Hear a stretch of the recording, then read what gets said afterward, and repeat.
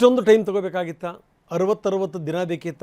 ಎರಡು ತಿಂಗಳು ಸರ್ಕಾರ ಅಂದರೆ ಹೊಸ ಸರ್ಕಾರ ಅಸ್ತಿತ್ವಕ್ಕೆ ಬಂದಂಥ ಸಂದರ್ಭದಲ್ಲಿ ಅಂದರೆ ಡಿ ಕೆ ಶಿವಕುಮಾರ್ ಮುಖ್ಯಮಂತ್ರಿ ಆದಮೇಲೆ ಒಂದಿಷ್ಟು ಟೇಕ್ ಆಫ್ ಆಗಿತ್ತು, ಒಂದಷ್ಟು ಕೆಲಸ ಕಾರ್ಯಗಳು ಶುರುವಾಗಿದ್ದವು, ಒಂದಷ್ಟು ಜನ ಆ್ಯಕ್ಟಿವೇ ಕೆಲಸ ಮಾಡ್ತಾಯಿದ್ರು. ಇಂಥ ಸಂದರ್ಭದಲ್ಲಿ ಈ ವಿಸ್ತರಣೆ ಅನ್ನೋದಕ್ಕೆ ಕೈ ಹಾಕಿ ಪಟ್ಟಿ ಹಿಡ್ಕೊಂಡಿದ್ದೆ, ಓಡಾಡಿದ್ದೆ. ಈಗ ನೋಡಿ ಸಮಾಧಾನ ಇಲ್ಲ ನಾಯಕರುಗಳಿಗೆ, ಸರಿಯಾದ ರೀತಿಯಲ್ಲಿ ಶಿಫಾರಸು ಮಾಡಿಲ್ಲ ಅನ್ನುವಂಥ ಅಸಮಾಧಾನ. ಹೊಸ ಪ್ರಯೋಗ ಆಗುತ್ತೆ ಅಂತಲೇ ನಂಬಿದ್ರು ರಾಜ್ಯ ನಾಯಕರು. ಆದರೆ ಹೈಕಮಾಂಡ್ ಯಾವ ಪ್ರಯೋಗಕ್ಕೂ ಕೂಡ ಮುಂದಾಗಿಲ್ಲ. ಅಂಥ ಭಯಂಕರ ಪ್ರಯೋಗ ಏನು ಕಾಣ್ತಾ ಇಲ್ಲಪ್ಪ. ಏನು ಮಾಡಿದ್ರು ಗೊತ್ತಿಲ್ಲ. ನೂತನ ಸಚಿವರ ವಿವರಗಳನ್ನು ನಾವು ನಿಮಗೆ ಕೊಡ್ತಾ ಇದ್ದೀವಿ. ಪ್ರಶ್ನೆ ಬೇರೆ. ಆದರೆ ಈ ಯಾರ್ಯಾರಿಗೆ ಅವಕಾಶ ಸಿಗಬೇಕಾಗಿತ್ತು? ಈಗ ಈ 6 ಜನ ಮಹಿಳಾ ಎಮ್ ಎಲ್ ಎಗಳಿದ್ರಪ್ಪ, 6 ಮಂದಿ ಮಹಿಳಾ ಎಮ್ ಎಲ್ ಎಗಳು. ಅದನ್ನೆಲ್ಲ ಬಿಟ್ಟು ಎಮ್ ಎಲ್ ಸಿಗೆ ಮಣೆ ಹಾಕಿದ್ದು ಯಾಕೆ ಅನ್ನುವಂಥ ಪ್ರಶ್ನೆ. ಖನಿಜಾ ಫಾತಿಮಾ ಆಗ್ತಾರೆ ಅನ್ನುವಂಥ ಮಾತಿತ್ತು. ನಯನಾ ಮೋಟಮ್ಮ ಅವ್ರಿಗೆ ಅವಕಾಶ ಸಿಗುತ್ತೆ ಅನ್ನುವಂಥದ್ದು. ಲಕ್ಷ್ಮೀ ಹೆಬ್ಬಾಳ್ಕರ್ ಹಿಂದೆ ಮಂತ್ರಿ ಆಗಿದ್ದಂಥವ್ರು ಸಿಗುತ್ತೆ, ಇಲ್ಲಾಂದರೆ ತುಕಾರಾಮ್ ಅವರ ಪತ್ನಿ ಅನ್ನಪೂರ್ಣ ಅವ್ರಿಗೆ ಕೊಡ್ತಾರೆ ಅಂತ. ಲತಾ ಮಲ್ಲಿಕಾರ್ಜುನ ಅವ್ರಿಗೆ ಸಿಗುತ್ತೆ ಅನ್ನುವಂಥ ಮಾತಿತ್ತು. ಇವರೆಲ್ಲರನ್ನು ಬಿಟ್ಟು ಎಮ್ ಎಲ್ ಸಿ ಗಾಯತ್ರಿ ಶಾಂತೇಗೌಡರಿಗೆ ಮಣೆ ಹಾಕಿರೋದು ಕಾರಣ ಏನು? ಇದು ಲಕ್ಷ್ಮೀ ಹೆಬ್ಬಾಳ್ಕರ್ ಬೆಳಗಾವಿ ಭಾಗದಲ್ಲಿ ಬೇಕೇ ಬೇಕು ಒಂದು ಮಹಿಳಾ ಶಕ್ತಿ. ಖನಿಜಾ ಫಾತಿಮಾ ಕಲಬುರಗಿ ಭಾಗದವರು, ರೂಪಕಲಾ ಶಶಿಧರ್ ಕೋಲಾರ ಭಾಗದವರು, ನಯನಾ ಮೋಟಮ್ಮ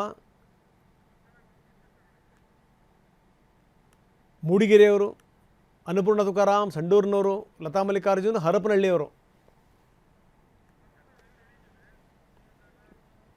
ಬನ್ನಿ, ನಮ್ಮ ಪ್ರತಿನಿಧಿ ಪ್ರಸನ್ನ ಈಗ ನಮ್ಮೊಂದಿಗೆ ನೇರ ಸಂಪರ್ಕದಲ್ಲಿದ್ದಾರೆ. ಪ್ರಸನ್ನ, ಬಹಳ ಅದ್ಭುತವಾದಂಥ ಪ್ರಯೋಗ ಇದು. ಯಾಕಂದರೆ ಈ ಪ್ರಯೋಗ ಏನೋ ಒಂದು ದಿಕ್ಸೂಚಿ ಆಗಿಬಿಡುತ್ತೆ ಅನ್ನುವಂಥ ಮಾತುಗಳು ಕೇಳಿಬಂದಿತ್ತು. ನೆಕ್ಸ್ಟು ಚುನಾವಣೆಯನ್ನು ದೃಷ್ಟಿಯಲ್ಲಿಟ್ಟುಕೊಂಡು ಚುನಾವಣೆಯನ್ನು ಗೆಲ್ಲುವಂಥ ನಿಟ್ಟಿನಲ್ಲಿ ಯಂಗ್ ಆ್ಯಂಡ್ ಎನರ್ಜೆಟಿಕ್ ಟೀಮ್ ಬರುತ್ತೆ ಅನ್ನುವಂಥದ್ದು ಮಾಹಿತಿ ಇತ್ತು. ಒಂದಷ್ಟು ಜನ ಯಂಗ್ ಆ್ಯಂಡ್ ಎನರ್ಜೆಟಿಕ್ ಹೆಸರುಗಳನ್ನು ಕೂಡ ನಾವು ಹೇಳಿದ್ವಿ, ಇಂಥವ್ರು ಸಿಗ್ಬೋದೇನೋ ಅಂತೇಳಿಂದ ನಿರೀಕ್ಷೆ ಅನ್ನುವಂಥದ್ದು ಉಲ್ಟಾ ಹೊಡೆದಿದೆ. ಯಾಕಂದರೆ ಈ ಇಷ್ಟೊಂದು ಅಳದು ತೂಗಿ 2 ತಿಂಗಳು 60 ದಿನ ತಗೊಂಡು ಬಂದಂಥ ಪಟ್ಟಿ ಇದೆಲ್ಲ ಪಟ್ಟಿ ನಿರಾಶಾದಾಯಕ ಪಟ್ಟಿ ಅಂತ ಕಾಂಗ್ರೆಸ್ಸಿನ ನಾಯಕರೇ ಮಾತನಾಡುವಂಥ ಸ್ಥಿತಿ ಉದ್ಭವ ಆಗಿದೆ. ಹಾಗಾದರೆ ಇಷ್ಟೊಂದು ಟೈಮ್ ಬೇಕಾಗಿತ್ತ ಪ್ರಸನ್ನ? ಮೊದಲು ಏನು ಸರ್ಕಾರ ಟೇಕ್ ಆಫ್ ಆಯ್ತಲ್ಲ, ಅದು ಮುಂದಕ್ಕೆ ಇನ್ನೊಂದಿಷ್ಟು ವೇಗವಾಗಿ ಹೋಗಬೇಕು ಅಂತಂದರೆ ಒಂದಷ್ಟು ಯಂಗ್ ಆ್ಯಂಡ್ ಎನರ್ಜೆಟಿಕ್ ಟೀಮ್ ಬೇಕಿತ್ತು. ಆದರೆ ಅಂತ ಪ್ರಯೋಗ ಕಾಣ್ತಾ ಇಲ್ಲ. ಏನಂತೀರಿ? ಹೌದು ರಂಗನಾಥ್, ಕಾಂಗ್ರೆಸ್ನ ಎಐಸಿಸಿಯ ನಾಯಕರು ಏನು ಪ್ರಯೋಗ ಮಾಡಿದ್ರು ಅದಕ್ಕಿಂತ ಹೆಚ್ಚು ಉತ್ತಮವಾದಂತಹ ವರ್ಕೌಟನ್ನು ಮಾಧ್ಯಮಗಳೇ ಮಾಡಿದ್ವು ಅಂದರೂ ಕೂಡ ತಪ್ಪಾಗಲಿಕ್ಕಿಲ್ಲ. ಯಾಕೆಂದರೆ ಎಐಸಿಸಿಯ ನಾಯಕರು ತೆಗೆದುಕೊಂಡ ಸಮಯ ಅದು 1-2 ದಿನಗಳಲ್ಲ, ಬರೋಬ್ಬರಿ 2 ತಿಂಗಳು ಸಮಯವನ್ನು ತೆಗೆದುಕೊಂಡು ಈಗ ಬಿಡುಗಡೆ ಮಾಡಿರುವಂಥ ಪಟ್ಟಿಯನ್ನು ಗಮನಿಸಿದ್ರೆ ಕಾಂಗ್ರೆಸ್ನ ನಾಯಕರಿಗೆ ಅಷ್ಟರ ಮಟ್ಟಿಗೆ ಸಮಾಧಾನ ಇಲ್ಲ. ಮತ್ತು ಈಗ ಅನೌನ್ಸ್ ಆಗಿರುವಂಥವರು ಅನರ್ಹರು ಅಂತಲ್ಲ, ಅಥವಾ ಅವರ ಕೈಯಲ್ಲಿ ಸಾಮರ್ಥ್ಯ ಇಲ್ಲ ಅನ್ನುವಂಥದ್ದಲ್ಲ ಪ್ರಶ್ನೆ. ಎಐಸಿಸಿಯ ನಾಯಕರು ಪ್ರಯೋಗ ಮಾಡ್ತೀವಿ ಅನ್ನುವಂತಹ ಮಾತುಗಳನ್ನು ಏನು ಹೇಳ್ತಾ ಇದ್ರು, ಆ ಪ್ರಯೋಗಕ್ಕೆ ಸೂಕ್ತವಾದಂತ ಪಟ್ಟಿ ಇದಾ ಅನ್ನುವಂತ ಪ್ರಶ್ನೆ ಇದೀಗ ಎಲ್ಲರನ್ನೂ ಕೂಡ ಕಾಡ್ತಾ ಇದೆ. ಜೊತೆಗೆ ಹಿಂದೆ ನಾಯಕರು ಚರ್ಚೆಯ ಸಂದರ್ಭದಲ್ಲಿ ಹೇಳಿದಂಥದ್ದು 60% ಹೊಸಬರಿಗೆ ಅವಕಾಶವನ್ನು ಕೊಡ್ತಾರೆ, 40% ನಷ್ಟು ಹಿರಿಯರು, ಅನುಭವಿಗಳು ಮತ್ತು ಈ ಹಿಂದೆ ಕ್ಯಾಬಿನೆಟ್ ನಲ್ಲಿ ಇದ್ದಂಥವರಿಗೆ ಅವಕಾಶವನ್ನು ಕೊಟ್ಟು ಒಂದು ಬ್ಯಾಲೆನ್ಸ್ ಆದಂತ ಕ್ಯಾಬಿನೆಟ್ ಅನ್ನು ಮಾಡ್ತಾರೆ. 2028ರ ಚುನಾವಣೆಗೆ ಒಂದು ಎನರ್ಜೆಟಿಕ್ ಆದಂತ ಟೀಮ್ ಅನ್ನ ಕಟ್ತಾರೆ ಅಂತ ಹೇಳಿ. ಆದ್ರೆ ಈಗ 33 ಸಚಿವರ ಪೈಕಿ ಮುಖ್ಯಮಂತ್ರಿ ಡಿ ಕೆ ಶಿವಕುಮಾರ್ ಅವರನ್ನ ಹೊರತುಪಡಿಸಿ ಉಳಿದ 33ರ ಪೈಕಿ 22 ಜನ ಈ ಹಿಂದೆ ಕೆಲಸ ಮಾಡಿದಂಥವ್ರೆ, ಈ ಹಿಂದೆ ಬೇರೆ ಬೇರೆ ಆರೋಪಗಳಿಗೆ ತುತ್ತಾದಂಥವ್ರೆ, ಈ ಹಿಂದಿನ ಕ್ಯಾಬಿನೆಟ್ಗಳಲ್ಲಿ ಮೀಡಿಯಾಗಳನ್ನ ಎದುರಿಸೋದಕ್ಕೂ ಕೂಡ ಹಿಂದೇಟು ಹಾಕದಂಥವ್ರೆ. ಈ 22 ಮಂದಿಯನ್ನ ಮತ್ತೆ ಅಕೊಮಡೇಟ್ ಮಾಡಿ ಕಾಂಗ್ರೆಸ್ ಹೈಕಮಾಂಡ್ ಏನು ಪ್ರಯೋಗವನ್ನ ಹೊಸದಾಗಿ ಮಾಡಿದೆ ಅನ್ನುವಂಥದ್ದು ಪ್ರಶ್ನೆ. ಇನ್ನುಳಿದಂತ 11 ಮಂದಿ ಹೊಸಬರಿಗೆ ಅವಕಾಶವನ್ನ ಕೊಡಲಾಗಿದೆ.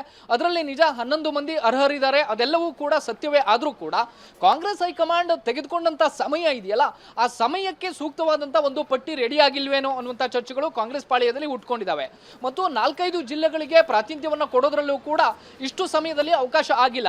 ಸುಮಾರು 7 ಜಿಲ್ಲೆಗಳಿಗೆ ಸಚಿವ ಸ್ಥಾನವನ್ನು ಕೊಡೋದ್ರಲ್ಲಿ, ಅವಕಾಶವನ್ನೇ ಕೊಡೋದ್ರಲ್ಲಿ ಎಲ್ಲೊಂದು ಕಡೆ ಕಾಂಗ್ರೆಸ್ ಹೈಕಮಾಂಡ್ಗೆ ಸಾಧ್ಯ ಆಗಿಲ್ಲ ಅನ್ನುವಂಥದ್ದು ಆಯಾ ಜಿಲ್ಲೆಯ ಶಾಸಕರನ್ನ ಬಹಳ ಬೇಸರಕ್ಕೆ ಈಡು ಮಾಡಿದೆ. ಉದಾಹರಣೆಗೆ ಕೋಲಾರ ಮತ್ತು ಚಿಕ್ಕಬಳ್ಳಾಪುರ, ಅಲ್ಲಿಯ ಶಾಸಕರು ಒಗ್ಗಟ್ಟಾಗಿ ಹೋಗಿ ಮುಖ್ಯಮಂತ್ರಿಗಳಿಗೆ ನಿವೇದನೆಯನ್ನ ಮಾಡ್ಕೊಂಡಿದ್ರು, ಒಂದು ಸಚಿವ ಸ್ಥಾನವನ್ನ ನಮ್ಮ ಜಿಲ್ಲೆಗೆ ಕೊಡಲೇಬೇಕು ಅಂತ ಹೇಳಿ.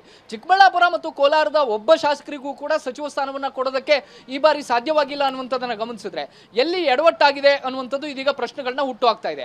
ಮಹಿಳಾ ಶಾಸಕಿಯರು ಬಹಳಷ್ಟು ಲೆಕ್ಕಾಚಾರಗಳನ್ನ ಹಾಕೊಂಡಿದ್ರು. ಒಂದು ಹಂತದಲ್ಲಿ ರಾಹುಲ್ ಗಾಂಧಿ ಅವರೇ 2 ಅಥವಾ 3 ಮಹಿಳಾ ಸಚಿವರಿಗೆ ಅವಕಾಶವನ್ನ ಕೊಡಬೇಕು ಅನ್ನುವಂತ ಮಾತನ್ನ ಹೇಳಿದ್ದಾರೆ ಅನ್ನುವಂಥದ್ದು ರಾಜ್ಯ ನಾಯಕರ ನಡುವೆ ನಡೆದಿದ್ದಂತ ಚರ್ಚೆ. ಆದ್ರೆ ಇಲ್ಲಿ ಗಮನಿಸಿದ್ರೆ ಈಗ ಒಬ್ಬ MLC ಅವರಿಗೆ ತೆಗೆದುಕೊಂಡು ಹೋಗಿ ಸಚಿವರನ್ನಾಗಿ ಮಾಡಲಾಗಿದೆ. ಅದು ಕೂಡ ಎಷ್ಟು ವಿಪರ್ಯಾಸದ ಸಂಗತಿ ಅಂದ್ರೆ ಅವರು MLC ಆಗಿ ಇನ್ನೂ ಕೂಡ ಪ್ರಮಾಣ ವಚನವನ್ನ ಸ್ವೀಕಾರ ಮಾಡಿಲ್ಲ. ಇವತ್ತು ಬೆಳಗ್ಗೆ 10:00 ಗಾಯತ್ರಿ ಶಾಂತೇಗೌಡ ಅವರ ಪ್ರಮಾಣ ವಚನ ಸ್ವೀಕಾರ ಕ್ರಮ ಇತ್ತು, ಅದು ಕೂಡ ರದ್ದಾಗಿದೆ. ಅಂತವ್ರನ್ನ ತೆಗೆದುಕೊಂಡು ಹೋಗಿ ಸಚಿವರನ್ನಾಗಿ ಮಾಡಲಾಗಿದೆ. ಇದೆಲ್ಲವನ್ನ ಗಮನಿಸಿದ್ರೆ ಯಾವ ಕಾರಣದ ಪ್ರಯೋಗ ಈ ರೀತಿಯ ಗೊಂದಲಕ್ಕೆ ಕಾರಣವನ್ನ ಹುಡುಕೊಡ್ತು ಅಥವಾ ಆ ರೀತಿಯ ಅವಕಾಶವನ್ನ ಮಾಡಿಕೊಡ್ತು ಅನ್ನುವಂಥದ್ದು ಪ್ರಶ್ನೆಯಾಗಿ ಉಳಿತಿದೆ. ಸಿದ್ದರಾಮಯ್ಯನವರ ಒಂದು ಪಟ್ಟಿ, DK ಶಿವಕುಮಾರ್ ಅವರ ಪಟ್ಟಿ, AICC ಅಧ್ಯಕ್ಷ ಮಲ್ಲಿಕಾರ್ಜುನ್ ಖರ್ಗೆ ಅವರ ಪಟ್ಟಿ, AICCಯ ನಾಯಕರ ಇನ್ನೊಂದು ಪಟ್ಟಿ, ಇದೆಲ್ಲವೂ ಕೂಡ ಕಲಸು ಮೇಲೋಗರ ಆಗಿ ಈ ರೀತಿಯ ಒಂದು ಔಟ್ಕಮ್ ಬರೋದಕ್ಕೆ ಸಾಧ್ಯ ಆಯ್ತಾ ಅನ್ನುವಂತ ಪ್ರಶ್ನೆಗಳು ಮೂಡ್ತಾ ಇದಾವೆ. ಘೋಷಣೆಯಾದಂತ 20 ಜನ ಅನರ್ಹರು ಅಥವಾ ಅವರ ಕೈಯಲ್ಲಿ ಸಾಮರ್ಥ್ಯ ಇಲ್ಲ ಅನ್ನುವಂಥದ್ದು ನಮ್ಮ ಮಾತಲ್ಲ. ಆದ್ರೆ ಈ ಸಮಯಕ್ಕೆ ಈ ರೀತಿಯ ಪ್ರಯೋಗಕ್ಕೆ ಕಾಂಗ್ರೆಸ್ ಹೈಕಮಾಂಡ್ ಒಂದು ಅವಕಾಶವನ್ನ ಯಾಕೆ ಮಾಡಿಕೊಡ್ಲಿಲ್ಲ ಅನ್ನುವಂಥದ್ದು ಇದೀಗ ರಾಜ್ಯ ಕಾಂಗ್ರೆಸ್ನಲ್ಲಿ ಜೋರಾಗಿರುವಂತಹ ಚರ್ಚೆ. ರಂಗನಾಥ್, ಧನ್ಯವಾದ ತಮ್ಮೆಲ್ಲ ಮಾಹಿತಿಗೆ. ಸೊ ಇದು ಸಂಗತಿ.